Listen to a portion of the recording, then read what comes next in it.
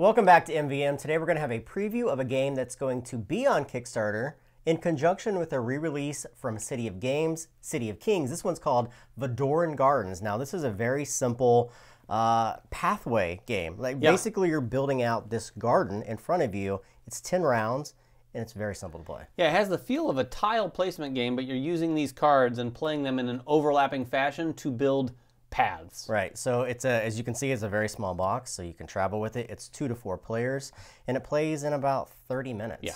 So there's very few components, and everything that you see here is a prototype, although it's primarily done. I know the meeples are going to be changed a little bit, but the cards and everything are the same. You have pathway cards. There's a ton of different pathway cards, and on these pathway cards, they're broken down into a 3x3 grid. When you look at these cards, they have 4 basic components on them. These are the different garden paths. You have waterways, you have soil, you have grass, and then you have sand. And you're trying to do is to build a pathway from one card that could lead to as many possible cards as you can get to. Then you have lesson cards. These lesson cards are going to come out once per round. They can have a variety of different things on them, but they're basically telling you what kind of path cards that you can play each round. Each player is going to also have 4 different meeples. These meeples basically are going to go either onto achievement cards, which David will talk about, or onto the card that you're taking. So if you guys have played games like King Domino, it works kind of in the same way. You're claiming a card, and then when it's your turn, you're actually taking that card in your hand and then using it. Yeah, and the achievement cards that Jeremy alluded to, there's one for each type of path that you're going to be able to build. And it comes with a variety of these things with different achievements each game. So you're going to pick one of these cards, and it's going to basically be a race to see who can be the first to get a path of certain size or so many of a certain icon together. Right, now as I said at the very beginning, there's 4 different types of terrain on each of these cards, but you only see 3 different achievements. That's because sand in the game, which is your yellow colored spaces, aren't worth any victory points. They're kind of blockers within the game. So the game is very simple to play. At the very start, each player is going to be dealt out 3 of these pathway cards at random, and then you're going to set up the board. The board is going to be set up equal to the number of players. So in this game, we have 4 players. You have 4 cards plus 2. So in a 2-player game, you're going to have 2 cards plus an additional 2. And you're going to set up 2 rows. Each of these rows is going to have 1 lesson card, which is telling you the path that you have to play that round. We'll get into that. And then you're going to set off 8 other lesson cards off to the side out of a giant stack of lesson cards that you could use. This is going to denote the 10 rounds that you're going through. Each round is going to be represented by a specific row. So round 1, round 2, round 3, 4, you keep going back and forth until you finish the game. And then you have all the different achievement cards down there, 1 for each one.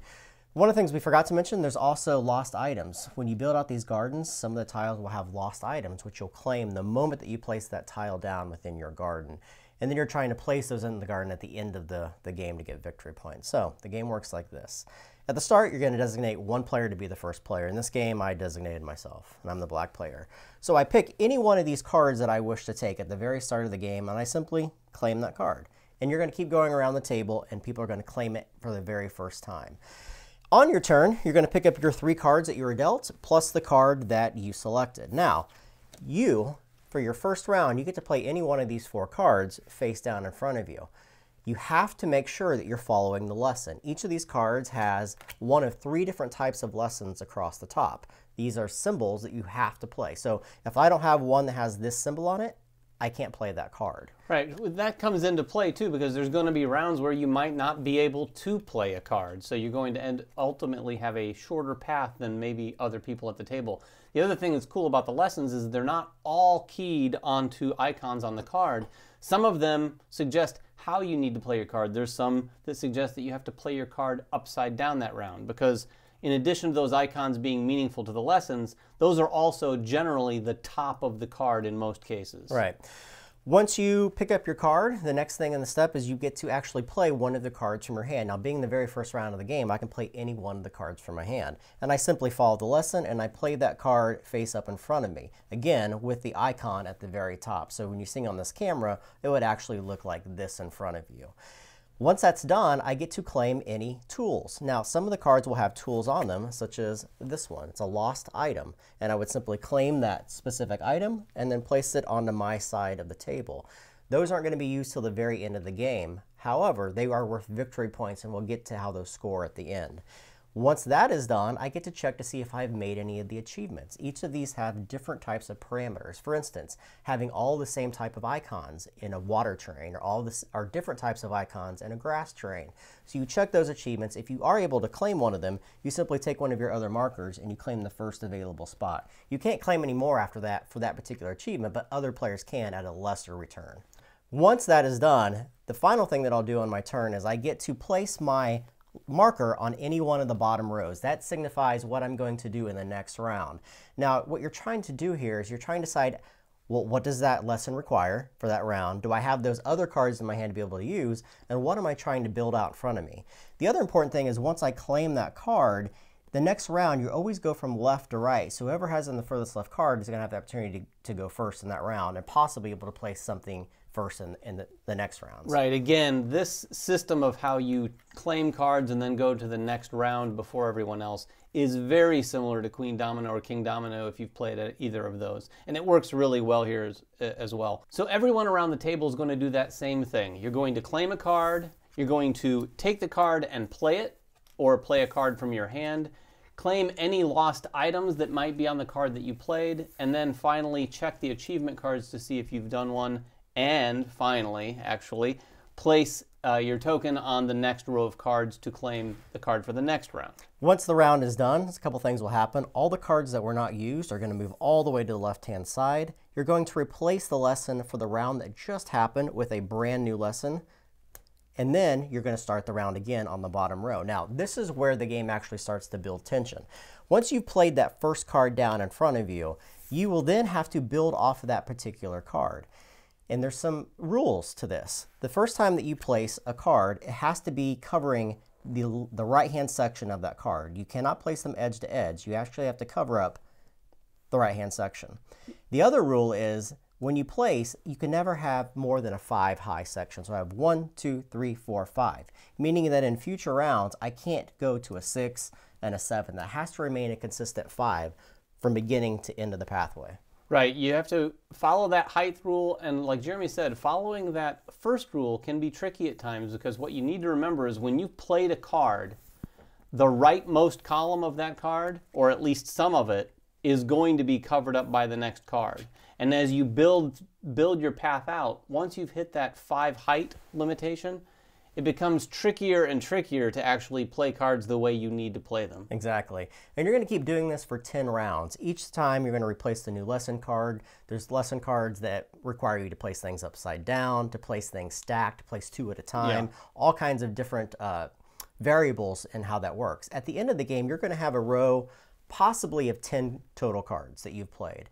This is where you're going to score up your points at the end of the game. Now, what you're trying to do is you're trying to build pathways from the left all the way to the right of consistent terrain. So when you look at this, you have to have 3 tasks in that specific area. So I look at my water terrain, I have 1 task, 2 tasks, and 3 tasks. And these tasks are basically relics in those specific areas.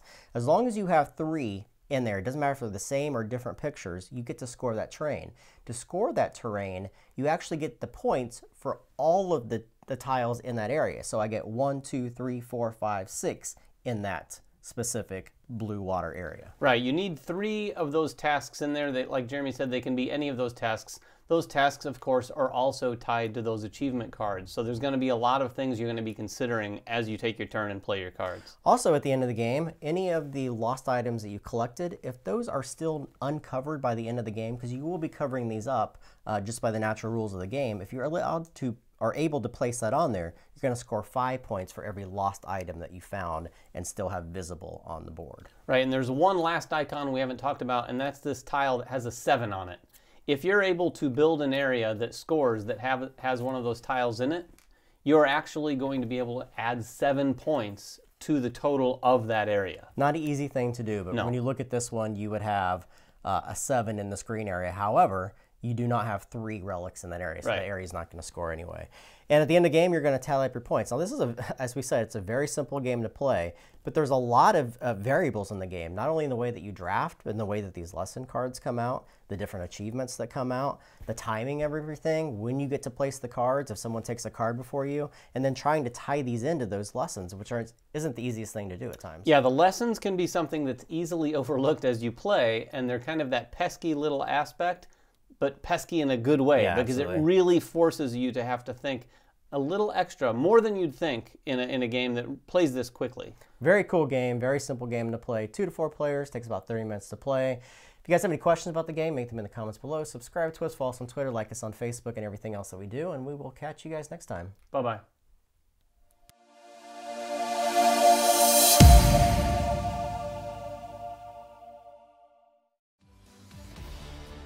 Season 2 of Man vs. Meeple is sponsored in part by Cool Stuff Inc. Cool stuff in stock at coolstuffinc.com.